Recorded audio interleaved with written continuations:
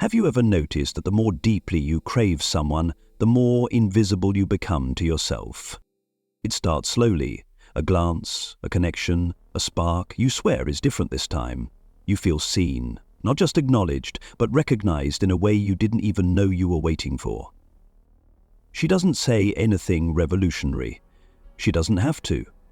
Her attention feels like home, and something inside you leans forward, silently whispering, "Finally." But here's the truth Jung warned us about. What you think you're falling in love with is not her. It's your own unconscious. The anima, the inner feminine image every man carries, is not just a poetic idea. It's a force.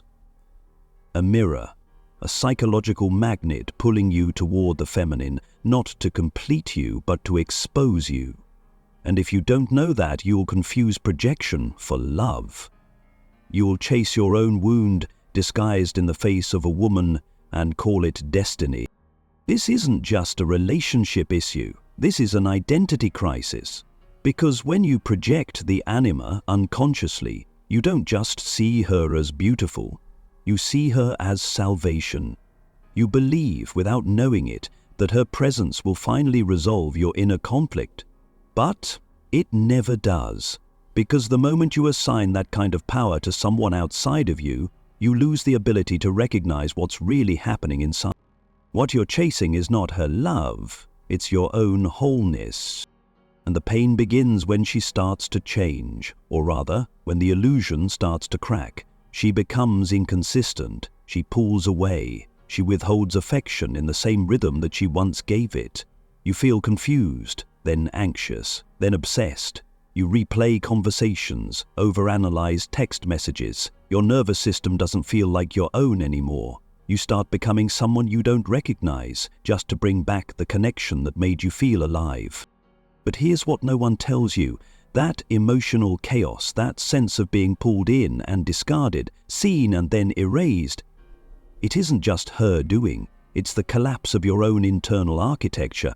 Because the truth is, if you were whole inside, her withdrawal wouldn't feel like death.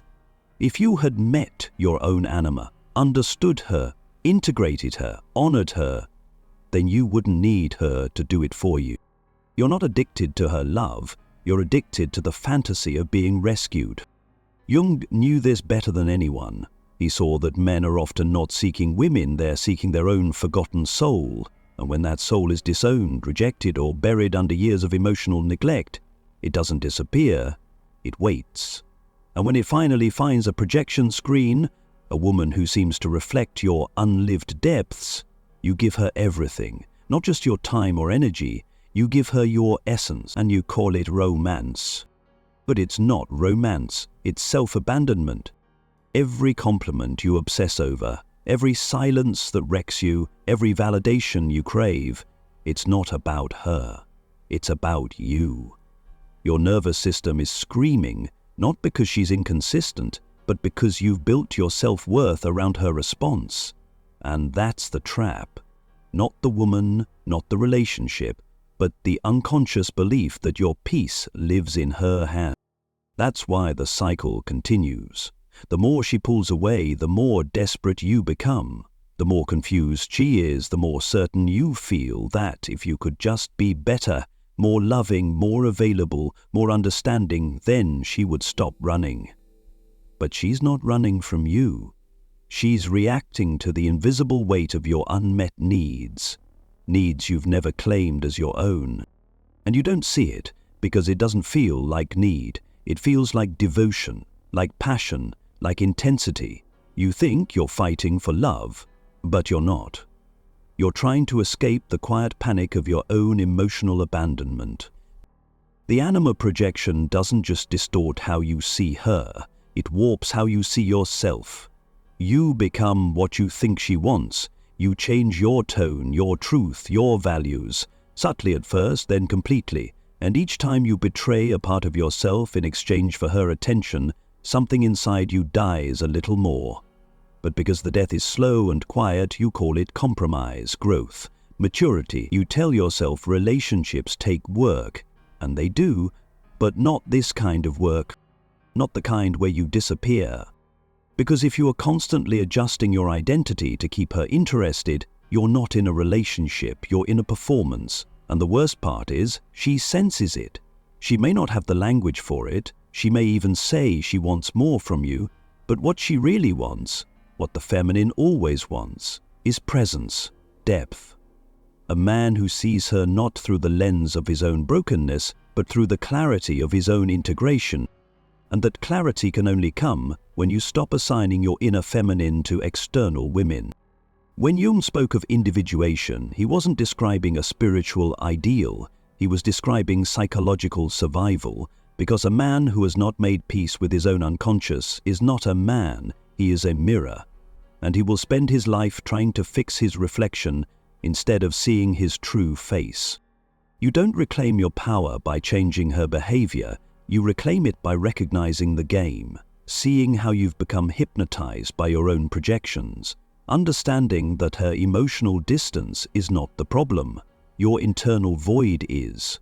And that void doesn't need her to fill it, it needs you to see it, to sit with it, to stop escaping into women and finally come home to yourself. This is where it begins. Not with blame, not with bitterness, but with brutal self-honesty. The next time you find yourself obsessed, chasing or aching for her validation, pause. Ask yourself, what part of me have I ignored for so long that now I'm expecting someone else to recognize it for me? Because the Anima is not your enemy, she is your invitation. She is not here to complete you, she is here to reveal where you are incomplete. And if you have the courage to stop chasing her and start listening to what your obsession is trying to teach you, you will find something deeper than love. You will find yourself. So many men stay trapped in this loop, not because they don't want to grow, but because they believe that healing means getting the woman back. They think that if they just learn enough, communicate better, become more emotionally available, then maybe she'll finally see the real them. But what they don't realize is that the very need to be seen by her is what's keeping them blind to themselves. When you hand someone the responsibility of recognizing your worth, you also give them the power to withhold it, and that's the wound you've carried long before she arrived. This isn't about her, it never was. It's about the part of you that was never mirrored as a child, the part that learned to perform, to please, to adapt, in the hope that someone would finally say, "You are enough." And when that recognition doesn't come, you don't stop performing, you just change the audience. That's why this dynamic feels so familiar. It's not new, it's ancient. The anxious pull, the overthinking, the highs and crashes, it's not just chemistry, it's emotional reenactment. You are playing out your earliest emotional wounds, hoping that this time the ending will be different. That this time, if you just love harder, give more, or hold on long enough, the story will finally resolve. But it won't. Not this way. Because as long as you need her to validate your worth, you're not loving her, you're using her. Not consciously, not maliciously, but as a stand-in for the acceptance you've never given yourself. And that's what makes this so difficult to break. You confuse self-abandonment for love. You think giving yourself away is noble. You think sacrificing your needs is proof of devotion, but it's not. It's a trauma response dressed up as romance. This is where the shadow comes in. The part of you that you hide, deny, or judge, the insecure, needy, wounded parts, are not the problem. The problem is your refusal to see them.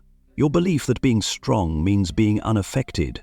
Your belief that masculinity means never needing anyone. So instead of facing the parts of you that are scared, ashamed, or fragile, you bury them. And what's buried doesn't disappear, it controls you. That's why you react so intensely. That's why her silence feels like suffocation. That's why you can't think clearly when she pulls away, because your shadow is screaming to be acknowledged. But instead of hearing it, you chase after her voice. You make her the source of peace, the reason for the storm, the solution to the chaos. And all the while, the real source of your suffering remains untouched, the parts of yourself you've refused to integrate. Jung didn't just talk about shadow work as a concept, he saw it as essential, because until you face what's inside, You will always be at the mercy of what's outside.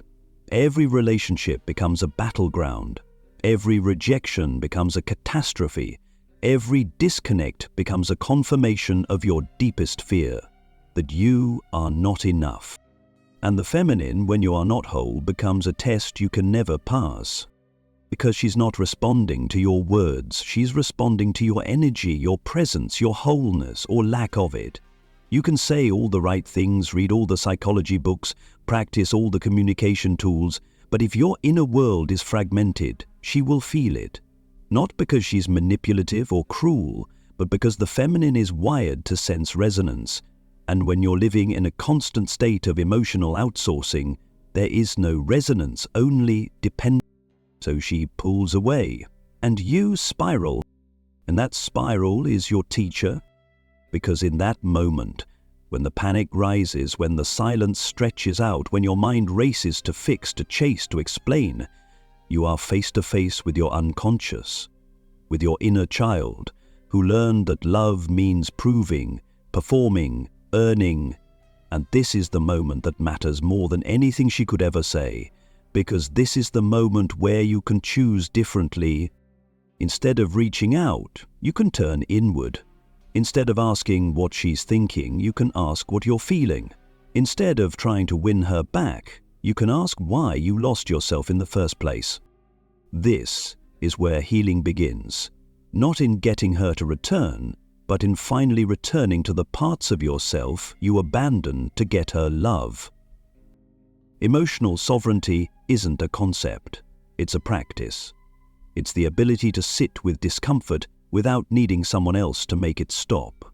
It's the discipline to hold your ground when everything in you wants to collapse. It's the courage to feel what you've spent a lifetime avoiding. And yes, it's uncomfortable, it will feel like dying, because in a way it is. It's the death of the persona, the death of the mask, the death of the idea that love is something you earn through self-erasure. But on the other side of that death is something you've never truly known. Peace. Not the peace that comes from her reassurance, the peace that comes from no longer needing it. That's the paradox. When you stop needing her to validate you, she either disappears or she finally sees you. But by then, you're not chasing her anymore, because you found something better. You found the man you were always meant to be. Not the reactive boy, not the anxious lover, the man who can hold his center even when everything else is falling apart. This doesn't mean you stop loving, it means you start loving from a place of depth instead of deficit. You no longer need her to make you feel whole. You choose her because you are whole. And if she chooses you back, it's not because she's trying to save you.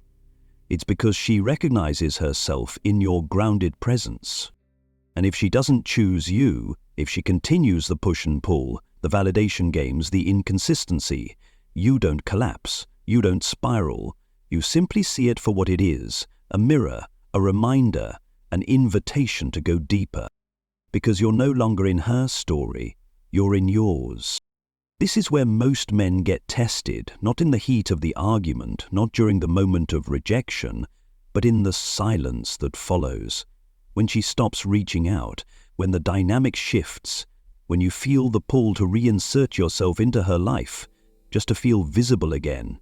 This is the place where men often lose themselves, because the discomfort of invisibility feels unbearable. But that discomfort is sacred. It's not a punishment. It's an initiation to showing you everything you've built your identity around. Being needed, being chosen, being validated isn't stable. It's reactive, conditional, shaped not by who you are, but by what you fear. So when she stops choosing you, it feels like annihilation, not because she holds that kind of power, but because the identity you built through her attention begins to collapse. And the deeper truth is this: you never knew her. Not really. You knew the role she played in your fantasy. You knew how she made you feel, what she represented, what you hoped she would fix. But her reality, that was never part of the equation. Because in projection you don't relate to the other person, you relate to the story you've written over them. That story was always about you, your longing, your emptiness, your silent hope that someone finally would love the parts you've hidden. But no one can love the parts of you that you still reject. Until you bring your shadow into the light, you will continue to attract people who reflect it back to you, not because the universe is cruel, but because the psyche wants to be made whole, and it will use every tool, every heartbreak, every abandonment, every emotionally unavailable partner to get your attention. Because each one is saying the same thing: go inward. This is where real individuation begins, not when you read the books or understand the theory, but when you stop blaming the feminine for the chaos within you, when you stop trying to decode her silence and start learning the language of your own pain, when you stop trying to win her love and start grieving the parts of yourself you had to exile just to feel safe. The man who integrates his anima no longer projects her onto women. He recognizes her as part of his internal world. He listens to her voice within. She becomes an inner companion, not a burden he demands others carry. And from that place, he no longer seeks wholeness through romantic chaos. He creates it within himself, and that changes everything. As the man who no longer needs the feminine to rescue him becomes someone she cannot control. He is not reactive. He doesn't chase when she withdraws. He doesn't overextend just to keep her interested. He sees the emotional game for what it is. Not an expression of her power, but of her own disconnection, and instead of being pulled in, he holds the mirror, not with judgment, with clarity. He stops needing to be understood. He stops needing to be chosen, because he has already done that for himself. And in that inner choosing, he no longer accepts love that costs him his peace. He no longer tolerates connection that demands his silence. He no longer sacrifices truth for proximity. This is the man the world rarely sees, not because he's hiding, but because he refuses to perform. He doesn't chase drama. He doesn't need to be the hero in someone else's story. He simply walks his own path. Grounded, whole, present, and in doing so, he becomes something unfamiliar to many women, especially those who are still unconsciously projecting their animus. He becomes ungraspable, not cold, not indifferent, just sovereign. And that's threatening to anyone still seeking to manipulate through chaos. But he doesn't respond to manipulation, not because he's hardened, but because he's healed. When you arrive here, you'll notice something strange. The same women who once pulled away now become curious. The ones who used to control with silence now try to provoke a response. The dynamics shift, not because they've changed, but because you have. You've disrupted the cycle. You've withdrawn the supply. You've stopped feeding the illusion. You no longer live in the emotional maze they once controlled. This isn't about superiority, it's about maturity. And emotional maturity begins when you stop relating from your wounds and start relating from your wholeness. When you stop demanding that others complete you and start cultivating the parts of you that were once lost. When love becomes a reflection of your inner clarity, not a replacement for your inner void. This clarity doesn't make you emotionless, it makes you real. You still feel, you still care, you still love deeply, but you do it without sacrificing yourself. You do it without collapsing every time the connection feels uncertain. You hold your ground, not because you're cold, but because you've built a home inside yourself that no one else is responsible for. That's the real power. Not dominance, not control, not emotional withdrawal used as leverage. Power is the ability to remain in your center regardless of what anyone else does. Because now you see the truth. The feminine is not here to complete you, she is here to reflect you.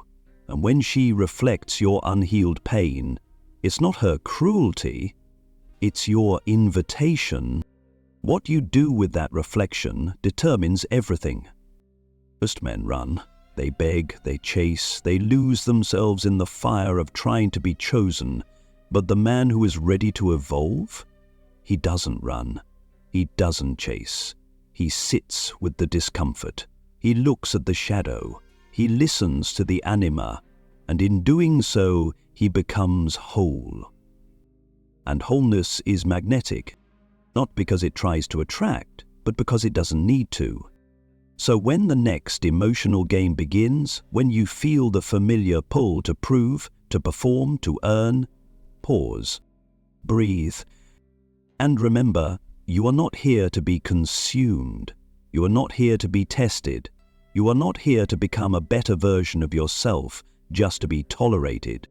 You are here to reclaim the parts of you that never needed fixing, only acknowledgement. There's a quiet kind of strength that emerges when you stop outsourcing your worth, a strength that doesn't look like aggression or bravado, but like stillness, like not reacting, like watching the emotional chaos swirl around you and choosing not to enter it. Not because you're detached, but because you finally understand that not every storm requires your presence. This is the shift. The internal pivot from survival to sovereignty, from needing love to choosing love, from reacting to observing. And once you've tasted that inner stillness, it becomes harder and harder to sell yourself short. The games lose their grip. The drama becomes obvious. The manipulation, once so confusing, becomes predictable. Because now you can see it clearly. All of it was designed to keep you entangled in cycles that mirrored your own emotional disconnection. And when you stop participating, something extraordinary happens. You begin to feel clean. Psychologically, emotionally, energetically clean. Not empty, but cleared out. Like the static in your nervous system finally goes quiet. Like you've been running your entire life and for the first time, you're sitting still. And it doesn't feel like death. It feels like home. This is what integration offers you, not a life without conflict, but a life without confusion. You'll still be tested, you'll still be challenged, but you won't lose yourself in those moments, because you've built something solid underneath. And that solidity doesn't come from knowledge. It doesn't come from learning more about attachment theory or practicing emotional regulation. It comes from facing what's been buried. The rage, the grief, the shame, the parts of you that felt too messy, too needy, too raw to bring to the surface. You've been taught to hide them, to polish yourself, to stay composed, to stay agreeable. And in doing so, you learned to show only half of yourself, the pleasing half. But the other half didn't disappear. It just went dark. And in that darkness, it grew powerful. It started to act out, not openly, but through your relationships, through your obsessions, through the quiet ache you couldn't explain. That ache was the call of your shadow, not to shame you, but to awaken you. Because what you've been calling heartbreak is often just your soul asking for your attention. Every time she left, every time she pulled away, every time you felt unseen, it wasn't just about her. It was your shadow pressing against the walls you built to keep it silent. And it's been trying to say one thing: stop abandoning me. Because that's what this has always been about. Not her withdrawal, not her rejection, but your own pattern of self-abandonment. You've been leaving yourself over and over again, every time you contort to be more likable, every time you bite your tongue to avoid conflict, every time you betray your truth to keep the connection alive. That's not love. That's fear in disguise. And fear has built more relationships than love ever has. But fear can't sustain them. It always cracks under pressure. It always exposes itself in the end, through resentment, through anxiety, through that gnawing sense that no matter how much you give, it will never be enough. And you're right, it won't be, because if your love is fueled by the fear of being alone, it will always come with conditions. You'll always expect her to fill what you haven't touched in yourself. That's the pattern. And breaking it doesn't mean becoming emotionally numb. It means becoming emotionally honest. It means admitting that you've been chasing love, not because you're romantic, but because you're starving. It means admitting that most of your desire for intimacy was built on the hope that someone would finally make the pain stop. But no one can do that for you, because the pain isn't theirs, it's yours. And it's not a curse, it's a compass. When Jung spoke of psychological wholeness, he wasn't talking about perfection, he was talking about inclusion, about learning to welcome the parts of yourself you once rejected, the anger you suppressed, the longing you judged, the despair you tried to numb. These aren't signs of weakness, they're the missing pieces of your humanity. And once you stop running from them, you become whole, not because you fixed yourself, but because you finally allowed yourself to be seen by you. That's the foundation of emotional sovereignty. That's the ground you stand on when you stop reacting, when you no longer seek her gaze to know who you are, when her confusion no longer becomes your crisis, when her inconsistency no longer destabilizes your peace. Because you are no longer dependent on her clarity, you've found your own. From here, everything changes. You'll still feel drawn to beauty, you'll still desire connection, you'll still crave intimacy, but it won't come from hunger anymore. It will come from abundance. You won't chase, you won't beg, you won't collapse into old roles, because you no longer need the performance. You've met the man beneath the mask, and he's not afraid anymore. Not afraid of being alone, not afraid of being misunderstood, not afraid of walking away when the cost is too high, because now you know what's at stake. Now you know what it costs to abandon yourself for love. Everything. And you've decided you're not willing to pay that price anymore. You've seen too much. You've felt too much. You've walked through the fire and come out different. Not bitter, just clear. And in that clarity, you find the freedom that so many seek, but so few are willing to earn. Because freedom is expensive. It costs your illusions, it costs your comfort, it costs your old identity. But what you gain in return is real.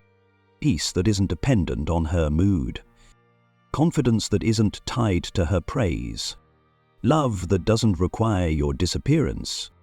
This is the gift of integration. This is what happens when a man stops looking outward for his worth and starts listening inward for his truth. This is what Jung meant when he said that individuation is not a luxury, it's a necessity.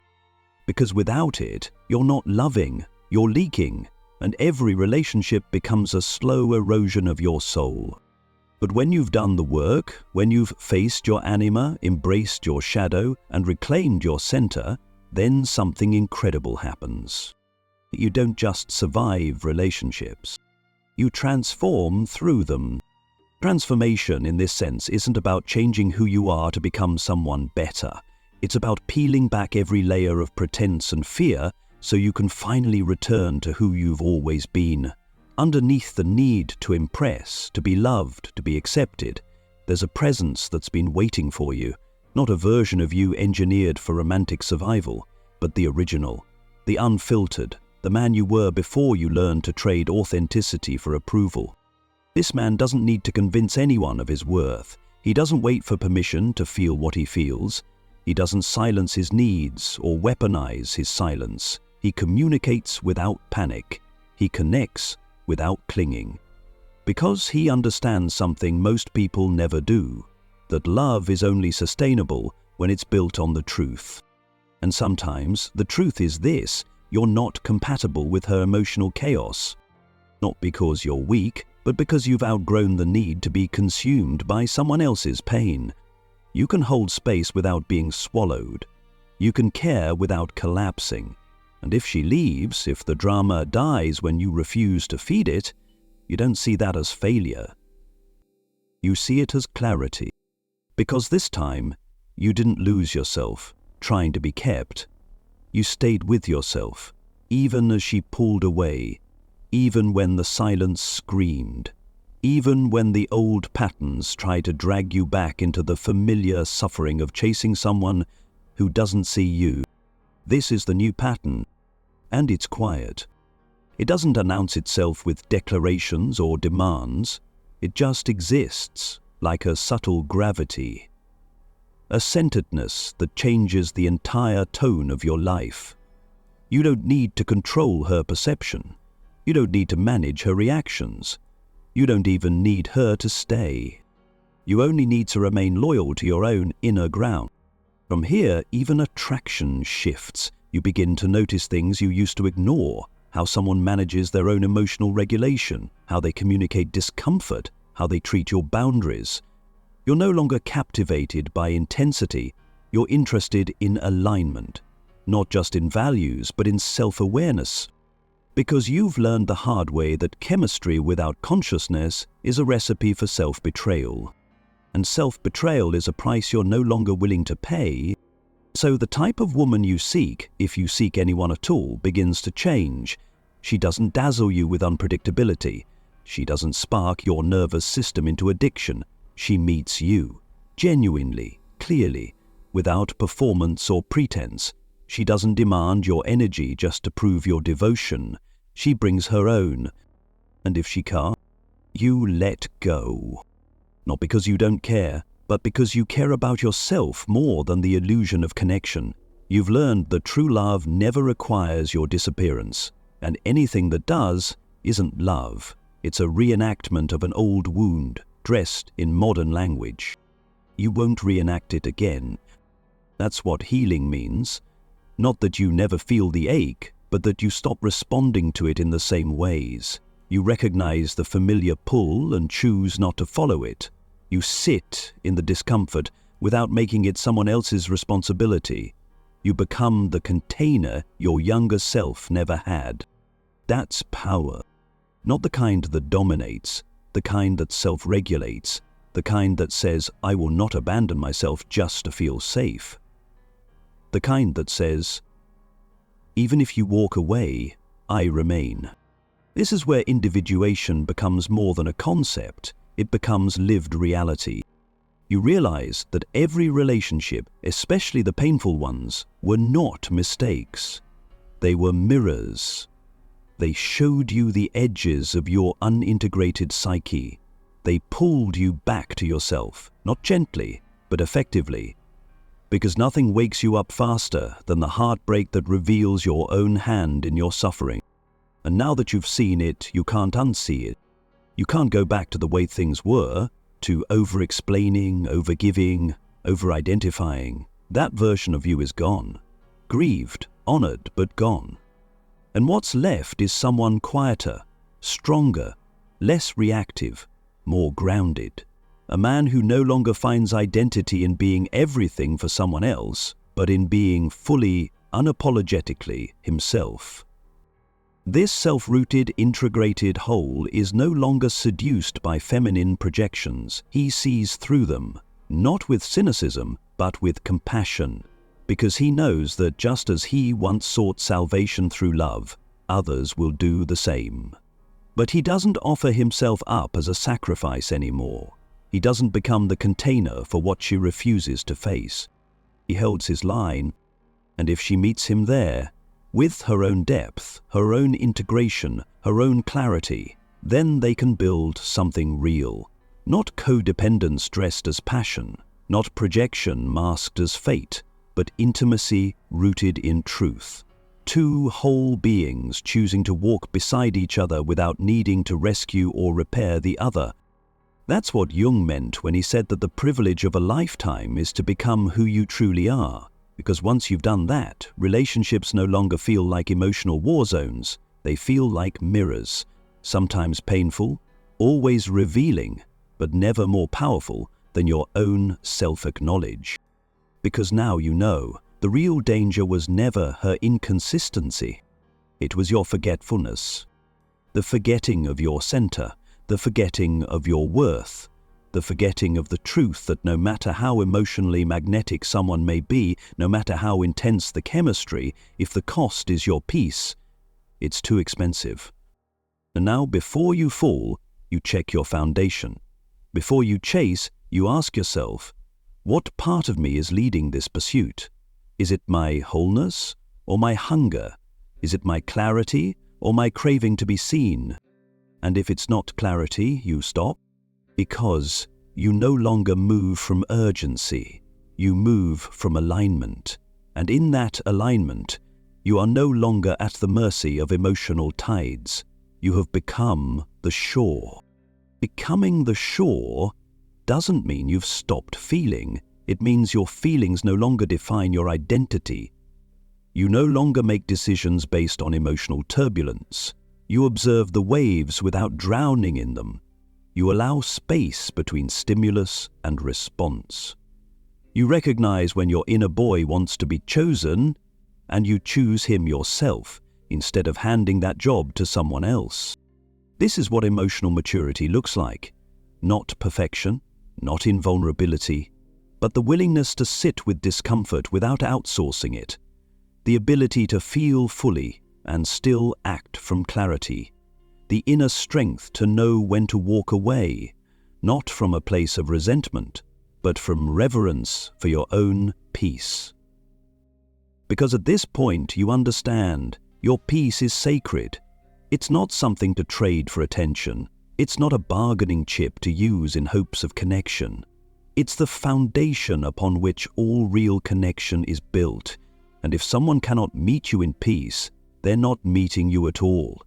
They're meeting your past, your projections, your hunger, and you've spent enough of your life living there. This is the quiet revolution of individuation. You stop participating in your own fragmentation. You stop chasing after people to fill the emptiness you were never meant to outsource. You stop defining your worth by how others treat you, and you begin, slowly, to see yourself clearly. And that clarity rewrites everything.